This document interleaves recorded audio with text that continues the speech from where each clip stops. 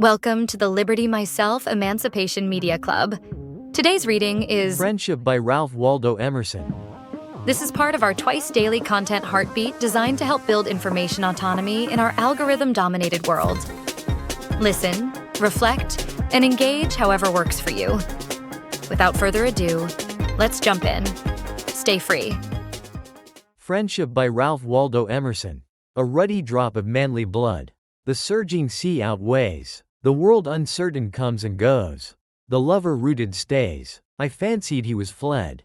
And, after many a year, glowed unexhausted kindliness. Like daily sunrise there, my careful heart was free again. O friend, my bosom said, through thee alone the sky is arched.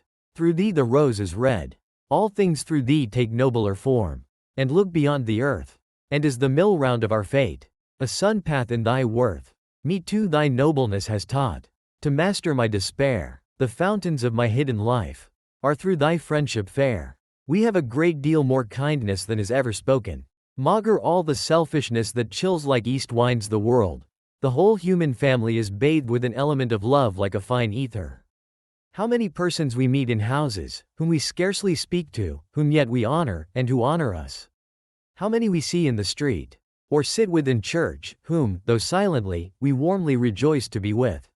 Read the language of these wandering eye-beams. The heart knoweth. The effect of the indulgence of this human affection is a certain cordial exhilaration. In poetry and in common speech, the emotions of benevolence and complacency which are felt towards others are likened to the material effects of fire, so swift, or much more swift, more active, more cheering, are these fine inward irradiations.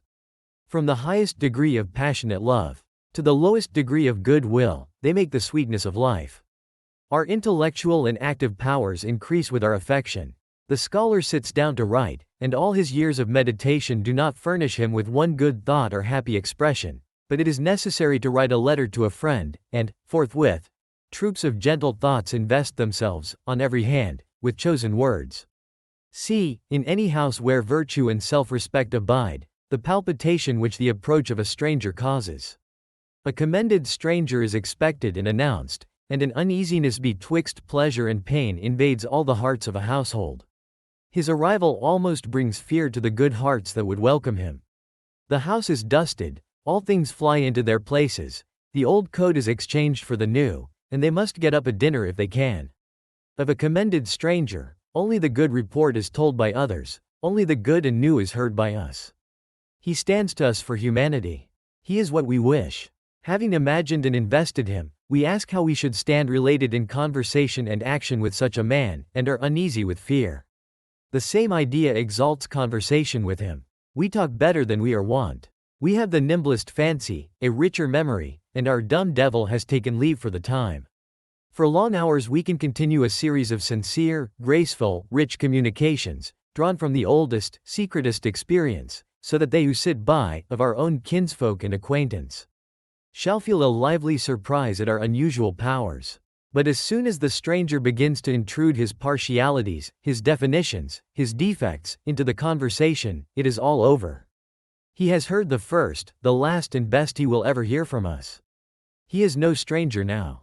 Vulgarity, ignorance, misapprehension are old acquaintances. Now, when he comes, he may get the order, the dress, and the dinner, but the throbbing of the heart, and the communications of the soul, no more. What is so pleasant as these jets of affection which make a young world for me again? What so delicious as a just and firm encounter of two? In a thought, in a feeling? How beautiful, on their approach to this beating heart, the steps and forms of the gifted and the true. The moment we indulge our affections, the earth is metamorphosed, there is no winter, and no night, all tragedies, all ennuis, vanish. All duties even, nothing fills the preceding eternity but the forms all radiant of beloved persons. Let the soul be assured that somewhere in the universe it should rejoin its friend, and it would be content and cheerful alone for 1,000 years. I awoke this morning with devout thanksgiving for my friends, the old and the new. Shall I not call God the beautiful, who daily showeth himself so to me in his gifts? I chide society, I embrace solitude, and yet I am not so ungrateful as not to see the wise, the lovely, and the noble-minded, as from time to time they pass my gate. Who hears me, who understands me, becomes mine, a possession for all time. Nor is nature so poor, but she gives me this joy several times, and thus we weave social threads of our own. A new web of relations, and, as many thoughts in succession substantiate themselves, we shall by and by stand in a new world of our own creation, and no longer strangers and pilgrims in a traditionary globe. My friends have come to me unsought. The great God gave them to me. By oldest right, by the divine affinity of virtue with itself, I find them, or rather not I, but the deity in me and in them derides and cancels the thick walls of individual character, relation, age, sex, circumstance, at which he usually connives, and now makes many one. High thanks I owe you, excellent lovers, who carry out the world for me to new and noble depths, and enlarge the meaning of all my thoughts. These are new poetry of the first bard, poetry without stop, hymn, ode, and epic, poetry still flowing, Apollo and the Muses chanting still. Will these, too, separate themselves from me again, or some of them? I know not, but I fear it not, for my relation to them is so pure, that we hold by simple affinity. And the genius of my life being thus social, the same affinity will exert its energy on whomsoever is as noble as these men and women, wherever I may be. I confess to an extreme tenderness of nature on this point. It is almost dangerous to me to crush the sweet poison of misused wine, of the affections. A new person is to me a great event, and hinders me from sleep. I have often had fine fancies about persons which have given me delicious hours, but the joy ends in the day, it yields no fruit. Thought is not born of it, my action is very little modified. I must feel pride in my friend's accomplishments as if they were mine, and a property in his virtues. I feel as warmly when he is praised, as the lover when he hears applause of his engaged maiden. We overestimate the conscience of our friend. His goodness seems better than our goodness, his nature finer, his temptations less. Everything that is his name, his form, his dress, books, and instruments, fancy enhances. Our own thought sounds new and larger from his mouth. Yet the systole and diastole of the heart are not without their analogy in the ebb and flow of love. Friendship, like the immortality of the soul, is too good to be believed. The lover, beholding his maiden, half knows that she is not verily that which he worships, and in the golden hour of friendship, we are surprised with shades of suspicion and unbelief. We doubt that we bestow on our hero the virtues in which he shines, and afterwards worship the form to which we have ascribed this divine inhabitation. In strictness, the soul does not respect men as it respects itself. In strict science all persons underlie the same condition of an infinite remoteness. Shall we fear to cool our love by mining for the metaphysical foundation of this Elysian temple? Shall I not be as real as the things I see? If I am, I shall not fear to know them for what they are. Their essence is not less beautiful than their appearance, though it needs finer organs for its apprehension. The root of the plant is not unsightly to science, though for chaplets and festoons we cut the stem short. And I must hazard the production of the bald fact amidst these pleasing reveries, though it should prove an Egyptian skull at our banquet. A man who stands united with his thought conceives magnificently of himself. He is conscious of a universal success, even though bought by uniform particular failures. No advantages, no powers, no gold or force, can be any match for him. I cannot choose but rely on my own poverty more than on your wealth. I cannot make your consciousness tantamount to mine. Only the star dazzles, the planet has a faint, moon-like ray. I hear what you say of the admirable parts and tried temper of the party you praise, but I see well that for all his purple cloaks I shall not like him, unless he is at last a poor Greek like me. I cannot deny it, O friend, that the vast shadow of the phenomenal includes thee also in its pied and painted immensity, thee, also, compared with whom all else is shadow. Thou art not being. As truth is, as justice is, thou art not my soul, but a picture and effigy of that. Thou hast come to me lately, and already thou art seizing thy hat and cloak. Is it not that the soul puts forth friends as the tree puts forth leaves, and presently, by the germination of new buds, extrudes the old leaf? The law of nature is alternation for evermore. Each electrical state superinduces the opposite. The soul environs itself with friends, that it may enter into a grander self-acquaintance or solitude. And it goes alone for a season, that it may exalt its conversation or society. This method betrays itself along the whole history of our personal relations. The instinct of affection revives the hope of union with our mates, and the returning sense of insulation recalls us from the chase. Thus every man passes his life in the search after friendship, and if he should record his true sentiment, he might write a letter like this to each new candidate for his love. Dear friend, if I was sure of thee, sure of thy capacity, sure to match my mood with thine, I should never think again of trifles in relation to thy comings and goings. I am not very wise, my moods are quite attainable, and I respect thy genius, it is to me as yet unfathomed, yet dare I not presume in thee a perfect intelligence of me, and so thou art to me a delicious torment. Thine ever or never. Yet these uneasy pleasures and fine pains are for curiosity, and not for life. They are not to be indulged. This is to weave cobweb, and not cloth. Our friendships hurry to short and poor conclusions, because we have made them a texture of wine and dreams, instead of the tough fiber of the human heart. The laws of friendship are austere and eternal, of one web with the laws of nature and of morals. But we have aimed at a swift and petty benefit, to suck a sudden sweetness. We snatch at the slowest fruit in the whole garden of God, which many summers and many winters must ripen. We seek our friend not sacredly, but with an adulterate passion which would appropriate him to ourselves. In vain. We are armed all over with subtle antagonisms, which, as soon as we meet, begin to play, and translate all poetry into stale prose. Almost all people descend to meet. All association must be a compromise, and, what is worst, the very flower and aroma of the flower of each of the beautiful natures disappears as they approach each other. What a perpetual disappointment is actual society, even of the virtuous and gifted. After interviews have been compassed with long foresight, we must be tormented presently by baffled blows, by sudden, unseasonable apathies, by epilepsies of wit and of animal spirits, in the heyday of friendship and thought. Our faculties do not play us true, and both parties are relieved by solitude. I ought to be equal to every relation. It makes no difference how many friends I have, and what content I can find in conversing with each, if there be one to whom I am not equal. If I have shrunk unequal from one contest, the joy I find in all the rest becomes mean and cowardly. I should hate myself, if then I made my other friends my asylum. The valiant warrior famous for fight, after 100 victories, once foiled, is from the book of honor raised quite, and all the rest forgot for which he toiled.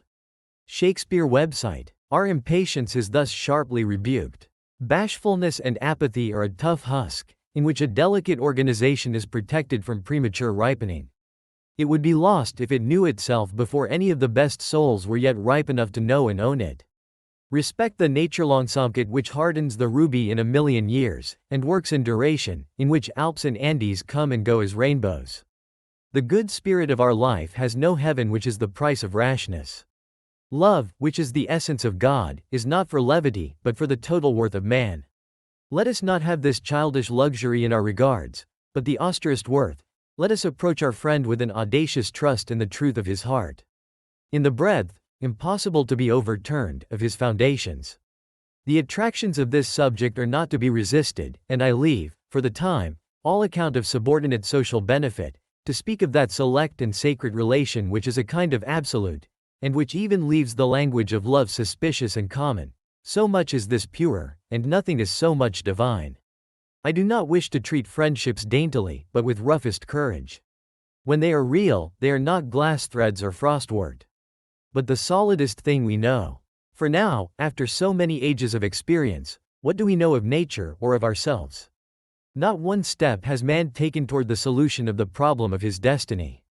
In one condemnation of folly stand the whole universe of men. But the sweet sincerity of joy and peace, which I draw from this alliance with my brother's soul, is the nut itself, whereof all nature and all thought is but the husk and shell. Happy is the house that shelters a friend. It might well be built, like a festal bower or arch, to entertain him a single day. Happier, if he know the solemnity of that relation, and honor its law. He who offers himself a candidate for that covenant comes up, like an Olympian, to the great games, where the firstborn of the world are the competitors. He proposes himself for contests where time, want, danger are in the lists, and he alone is victor who has truth enough in his constitution to preserve the delicacy of his beauty from the wear and tear of all these. The gifts of fortune may be present or absent, but all the speed in that contest depends on intrinsic nobleness, and the contempt of trifles. There are two elements that go to the composition of friendship, each so sovereign that I can detect no superiority in either, no reason why either should be first named. One is truth. A friend is a person with whom I may be sincere. Before him I may think aloud. I am arrived at last in the presence of a man so real and equal, that I may drop even those undermost garments of dissimulation, courtesy, and second thought, which men never put off, and may deal with him with the simplicity and wholeness with which one chemical atom meets another. Sincerity is the luxury allowed, like diadems and authority, only to the highest rank, that being permitted to speak truth, as having none above it to court or conform unto. Every man alone is sincere. At the entrance of a second person, hypocrisy begins. We parry and fend the approach of our fellow man by compliments, by gossip, by amusements, by affairs. We cover up our thought from him under 100 folds. I knew a man, who, under a certain religious frenzy, cast off this drapery, and, omitting all compliment and commonplace, spoke to the conscience of every person he encountered, and that with great insight and beauty. At first he was resisted, and all men agreed he was mad. But persisting, as indeed he could not help doing, for some time in this course, he attained to the advantage of bringing every man of his acquaintance into true relations with him. No man would think of speaking falsely with him, or of putting him off with any chat of markets or reading rooms. But every man was constrained by so much sincerity to the like plain dealing, and what love of nature, what poetry, what symbol of truth he did certainly show him. But to most of his society shows not its face and eye, but its side and its back. To stand in true relations with men in a false age is worth a fit of insanity, is it not? We can seldom go erect. Almost every man we meet requires some civility, requires to be humored. He has some fame, some talent, some whim of religion or philanthropy in his head that is not to be questioned, and which spoils all conversation with him. But a friend is a sane man who exercises not my ingenuity, but me. My friend gives me entertainment without requiring any stipulation on my part. A friend, therefore, is a sort of paradox in nature. I who alone am, I who see nothing in nature whose existence I can affirm with equal evidence to my own, behold now the semblance of my being, in all its height, variety, and curiosity, reiterated in a foreign form, so that a friend may well be reckoned the masterpiece of nature. The other element of friendship is tenderness. We are holden to men by every sort of tie, by blood, by pride, by fear, by hope, by lucre, by lust, by hate, by admiration, by every circumstance and badge and trifle. But we can scarce believe that so much character can subsist in another as to draw us by love. Can another be so blessed, and be so pure, that we can offer him tenderness? When a man becomes dear to me, I have touched the goal of fortune. I find very little written directly to the heart of this matter in books. And yet I have one text which I cannot choose but remember. My author says, I offer myself faintly and bluntly to those whose I effectually am, and tender myself least to him to whom I am the most devoted. I wish that friendship should have feet, as well as eyes and eloquence. It must plant itself on the ground, before it vaults over the moon. I wish it to be a little of a citizen, before it is quite a cherub. We chide the citizen because he makes love a commodity. It is an exchange of gifts, of useful loans, it is good neighborhood, it watches with the sick, it holds the pall at the funeral, and quite loses sight of the delicacies and nobility of the relation.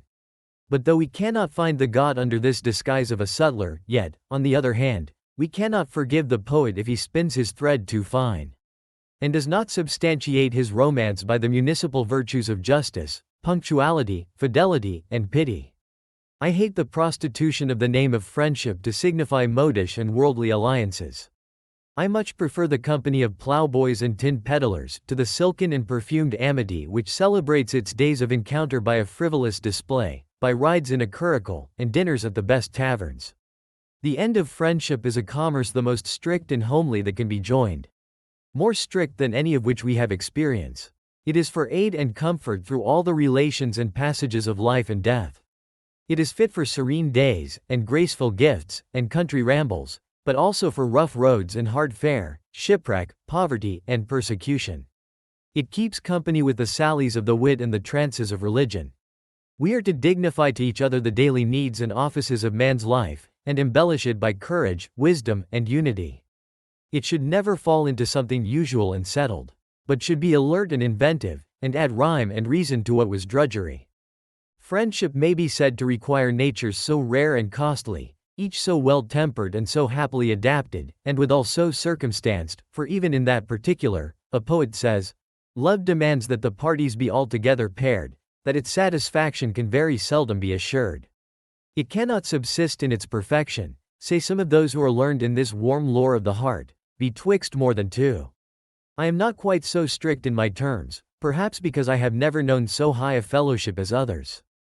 I please my imagination more with a circle of godlike men and women variously related to each other, and between whom subsists a lofty intelligence. But I find this law of one-to-one peremptory for conversation, which is the practice and consummation of friendship. Do not mix waters too much. The best mix is ill as good and bad. You shall have very useful and cheering discourse at several times with two several men, but let all three of you come together, and you shall not have one new and hearty word. Two may talk and one may hear, but three cannot take part in a conversation of the most sincere and searching sort. In good company there is never such discourse between two, across the table, as takes place when you leave them alone. In good company, the individuals merge their egotism into a social soul exactly coextensive with the several consciousnesses there present. No partialities of friend to friend, no fondnesses of brother to sister, of wife to husband, are there pertinent. But quite otherwise. Only he may then speak who can sail on the common thought of the party, and not poorly limited to his own. Now this convention, which good sense demands, destroys the high freedom of great conversation, which requires an absolute running of two souls into one. No two men but, being left alone with each other, enter into simpler relations. Yet it is affinity that determines which two shall converse. Unrelated men give little joy to each other, will never suspect the latent powers of each. We talk sometimes of a great talent for conversation, as if it were a permanent property in some individuals. Conversation is an evanescent relation, no more. A man is reputed to have thought and eloquence, he cannot, for all that, say a word to his cousin or his uncle. They accuse his silence with as much reason as they would blame the insignificance of a dial in the shade. In the sun it will mark the hour. Among those who enjoy his thought, he will regain his tongue. Friendship requires that rare mean betwixt likeness and unlikeness, that piques each with the presence of power and of consent in the other party. Let me be alone to the end of the world, rather than that my friend should overstep, by a word or a look, his real sympathy.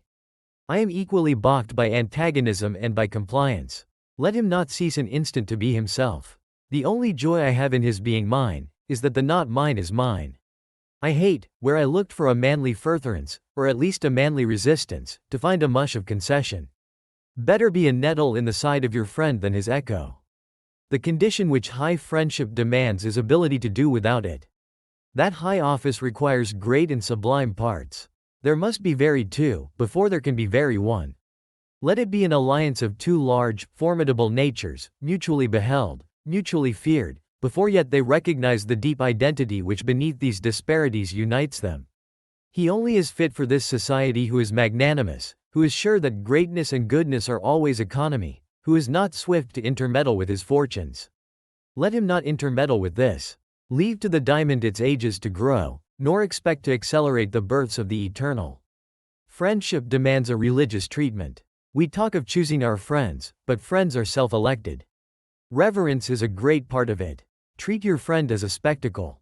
Of course he has merits that are not yours, and that you cannot honor, if you must needs hold him close to your person. Stand aside, give those merits room, let them mount and expand. Are you the friend of your friend's buttons? Or of his thought? To a great heart he will still be a stranger in 1,000 particulars, that he may come near in the holiest ground.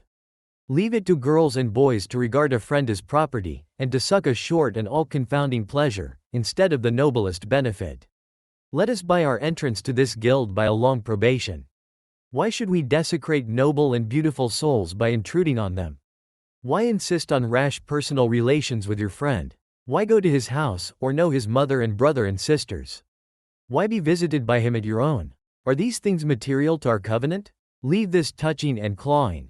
Let him be to me a spirit. A message, a thought, a sincerity, a glance from him, I want, but not news, nor pottage. I can get politics, and chat, and neighborly conveniences from cheaper companions. Should not the society of my friend be to me poetic, pure, universal, and great as nature itself?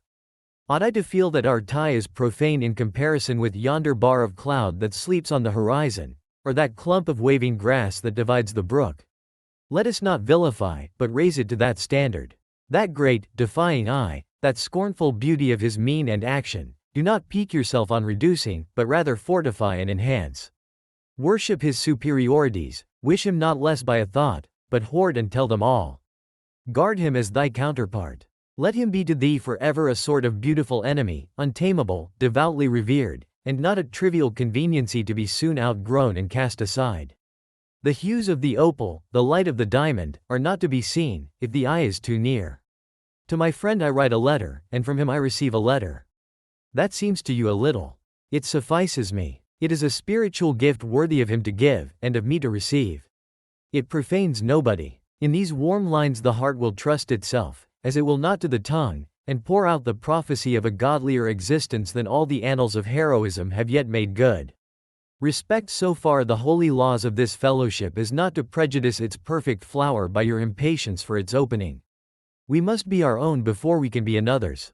There is at least this satisfaction in crime: according to the Latin proverb, you can speak to your accomplice on even terms. Crimen quas inquinat, ecit.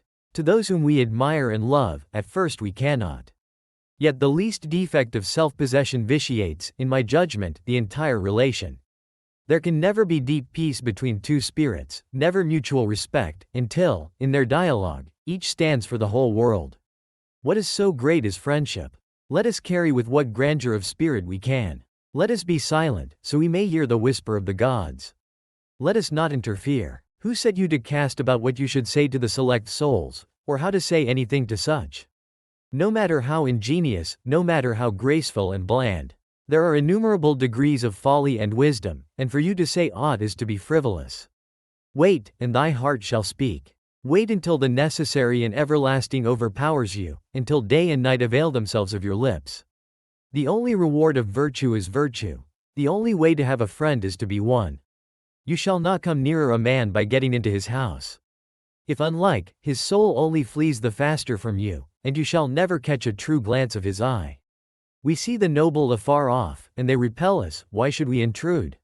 Late, very late, we perceive that no arrangements, no introductions, no consuetudes or habits of society, would be of any avail to establish us in such relations with them as we desire. But solely the uprise of nature in us to the same degree it is in them, then shall we meet as water with water, and if we should not meet them then, we shall not want them, for we are already they. In the last analysis, love is only the reflection of a man's own worthiness from other men. Men have sometimes exchanged names with their friends, as if they would signify that in their friend each loved his own soul. The higher the style we demand of friendship, of course the less easy to establish it with flesh and blood. We walk alone in the world. Friends, such as we desire, are dreams and fables. But a sublime hope cheers ever the faithful heart, that elsewhere, in other regions of the universal power, souls are now acting, enduring, and daring, which can love us, and which we can love. We may congratulate ourselves that the period of nonage, of follies, of blunders, and of shame, is past in solitude, and when we are finished men, we shall grasp heroic hands in heroic hands. Only be admonished by what you already see, not to strike leagues of friendship with cheap persons, where no friendship can be. Our impatience betrays us into rash and foolish alliances which no God attends. By persisting in your path, though you forfeit the little you gain the great. You demonstrate yourself, so as to put yourself out of the reach of false relations, and you draw to you the firstborn of the world, those rare pilgrims whereof only one or two wander in nature at once, and before whom the vulgar great show is specters and shadows merely. It is foolish to be afraid of making our ties too spiritual, as if so we could lose any genuine love. Whatever correction of our popular views we make from insight, nature will be sure to bear us out in, and though it seem to rob us of some joy, will repay us with a greater. Let us feel, if we will, the absolute insulation of man. We are sure that we have all in us. We go to Europe, or we pursue persons, or we read books, in the instinctive faith that these will call it out and reveal us to ourselves. Beggars all. The persons are such as we, the Europe an old faded garment of dead persons, the books their ghosts. Let us drop this idolatry. Let us give over this mendicancy. Let us even bid our dearest friends farewell, and defy them, saying, "Who are you? Unhand me, I will be dependent no more. Ah, seest thou not, O brother, that thus we part only to meet again on a higher platform, and only be more each other's because we are more our own? A friend is Janus-faced, he looks to the past and the future. He is the child of all my foregoing hours, the prophet of those to come, and the harbinger of a greater friend. I do then with my friends as I do with my books. I would have them where I can find them, but I seldom use them. We must have society on our own terms, and admit or exclude it on the slightest cause. I cannot afford to speak much with my friend. If he is great, he makes me so great that I cannot descend to converse. In the great days, presentiments hover before me in the firmament. I ought then to dedicate myself to them. I go in that I may seize them. I go out that I may seize them. I fear only that I may lose them receding into the sky in which now they are only a patch of brighter light. Then, though I prize my friends, I cannot afford to talk with them and study their visions, lest I lose my own. It would indeed give me a certain household joy to quit this lofty seeking, this spiritual astronomy, or search of stars, and come down to warm sympathies with you. But then I know well I shall mourn always the vanishing of my mighty gods. It is true, next week I shall have languid moods, when I can well afford to occupy myself with foreign objects. Then I shall regret the lost literature of your mind, and wish you were by my side again. But if you come, perhaps you will fill my mind only with new visions, not with yourself but with your lustres, and I shall not be able any more than now to converse with you. So I will owe to my friends this evanescent intercourse. I will receive from them, not what they have, but what they are. They shall give me that which properly they cannot give, but which emanates from them. But they shall not hold me by any relations less subtle and pure. We will meet as though we met not, and part as though we parted not. It has seemed to me lately more possible than I knew, to carry a friendship greatly, on one side, without due correspondence on the other. Why should I cumber myself with regrets that the receiver is not capacious? It never troubles the sun that some of his rays fall wide and vain into ungrateful space. And only a small part on the reflecting planet. Let your greatness educate the crude and cold companion. If he is unequal, he will presently pass away, but thou art enlarged by thy own shining, and, no longer a mate for frogs and worms, dost soar and burn with the gods of the Empyrean. It is thought a disgrace to love unrequited. But the great will see that true love cannot be unrequited. True love transcends the unworthy object, and dwells and broods on the eternal, and when the poor interposed mask crumbles, it is not sad, but feels rid of so much earth, and feels its independency the surer. Yet these things may hardly be said without a sort of treachery to the relation. The essence of friendship is entireness, a total magnanimity and trust. It must not surmise or provide for infirmity. It treats its object as a god, that it may deify both. Do you think friendship's emphasis on mutual truth and respect inspires you to deepen the authenticity of your own relationships? This has been an EMC reading from Liberty Myself. To learn more about our project to create decentralized media alternatives, visit libertymyself.com. By creating Liberty Myself, we create liberty for all.